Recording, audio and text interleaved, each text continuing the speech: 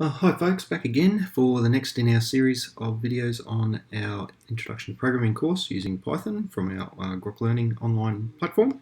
And this time we're going to look at the next module, which is module 5, and that's all about repeating things. So this is the first time we're going to introduce the control structure that we call loops in our program, into our programming. So computers are very good at repeating things, so the same set of steps over and over and over again. They tend to do that a lot better and a lot more accurately than humans do, which is why we use them to do these sorts of tasks. But how does that happen? Well, there's different types of loops that we'll learn about. And the first one here that we're going to learn about is what's called a for loop, also known as a counted loop. So we know how many times the loop is going to run in this scenario. So you can see at the top there we've got a little bit of Python code where we've got a variable name and its value is being set to Otis. And we're saying for C in name. So C is just a counter. It's just a variable that we're using to count our way through the loop. C is a good variable to use for that. It stands for counter. Programmers do tend to shorten things. We've spoken about that a few times. But I could use the full variable name counter if I wanted to, but shortening it to the value C is a common shortcut that we take. So what we're saying is for C in name. So for C just means as we count our way through the characters in the string, we want to then output the value at that position. Okay, so the C relates to the index value of that character. So if we look through the loop and work our way through the loop, when we start the loop, we're saying, have we reached the end of the string? Have we reached the end of the name string yet? Well, if we haven't, so there's still letters available, we're going to go through the loop. And C is going to get a starting value. So what's the index value of the first character in the string? Correct, it's 0, zero-based indexes. We learnt that from the last lesson. So I'm going to loop through the string, and when I print the value, the character in that position, that is a capital O. So then I'm going to continue through the loop.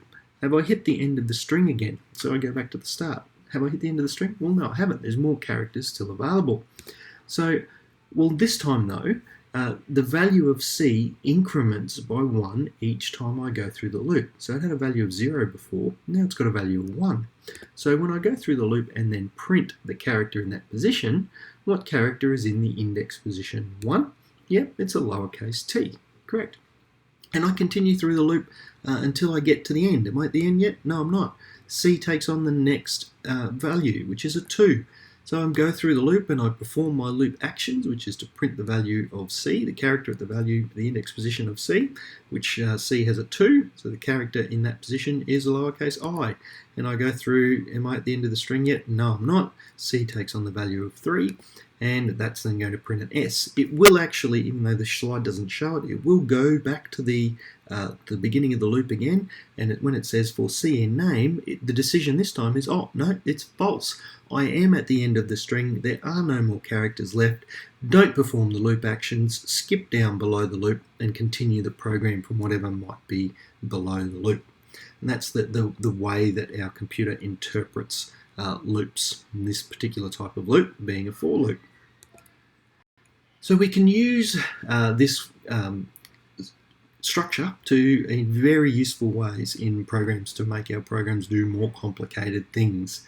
And one of the common things that you'll start to see with using loops is that we'll often use a variable that will be empty to start with, and we'll use that variable to build our output as we go. So you can see a technique here where we've got a variable called output, which we're just setting to be an empty string initially, and then we're looping through that string where for I in hello. So we're looping through the string hello. I is performing the function of our counter in this case. That's also another really common variable for this. I is generally short for incrementer, another word for counter. So that's where we use that a lot as well.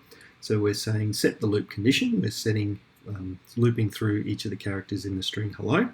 And we're adding to our output variable the value of I each time, or the value of the character in the position I each time to the string, using this plus equals syntax. So we're quite literally saying take whatever is already in output and add on to it as we go. So there's nothing in it to start with. So we are going to initially add the value H first, capital H, then we're going to add the value E, then the value L, then another L, and then we're going to add an O. And when we print it, we will print the value of the finished loop, which will obviously be the value of hello. So that using that empty string to build our content is a common technique that you'll see used a bit. So we can be a bit more deliberate in the way that we count our way through a loop, and there's different ways that you can do that to count exactly how many times you want the loop to run. You might, for instance, see this particular syntax for I in a range 3, and we're going to print the value of I each time through the loop. What we're doing there is setting a start position and a stop position for our counting. So we're saying we're going to start at 0 and we're going to stop before our counter gets to 3. So we're going to stop while it's less than 3.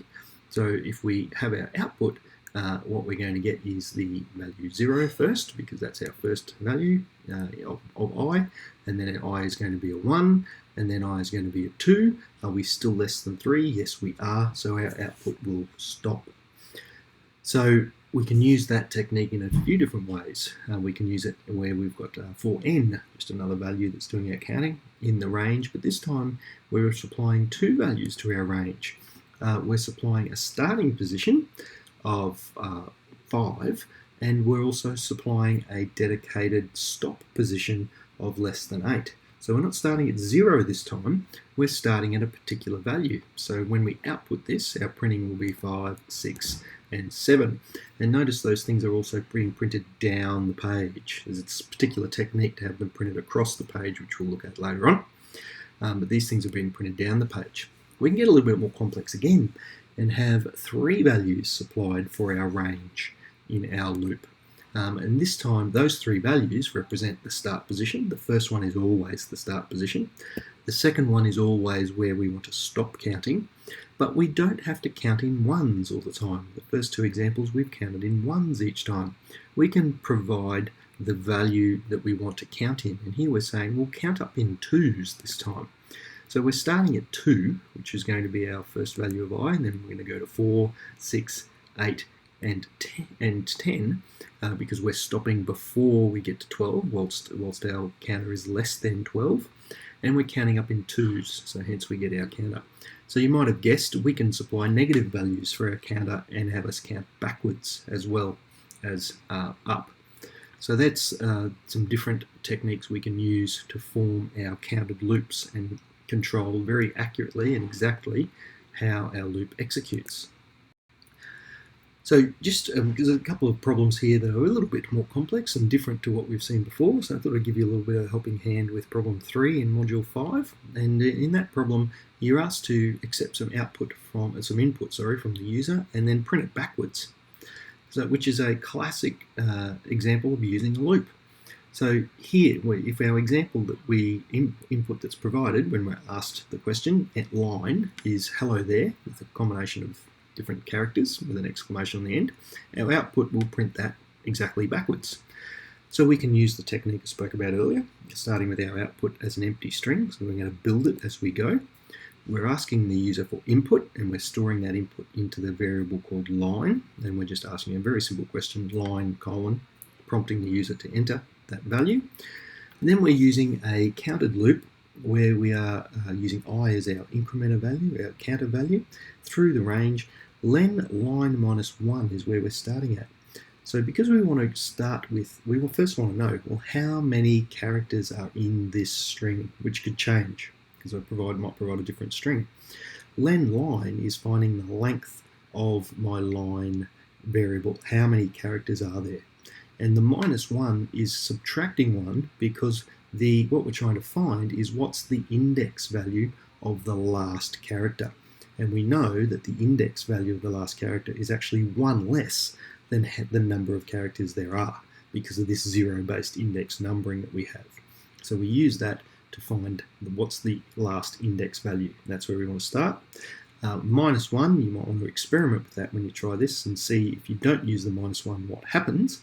And then we're counting backwards using -1 because we're wanting to print this in reverse. And then when we use our output plus equals syntax to add on one character at a time as we work our way through our line variable, using the index I as our loop increases from 0 all the way up to the end, and then we print our output at the end. So you might like to try that or something similar at that problem and see how you go and play around with it. And that is our first lesson on loops. We'll do some more loops a little bit later on.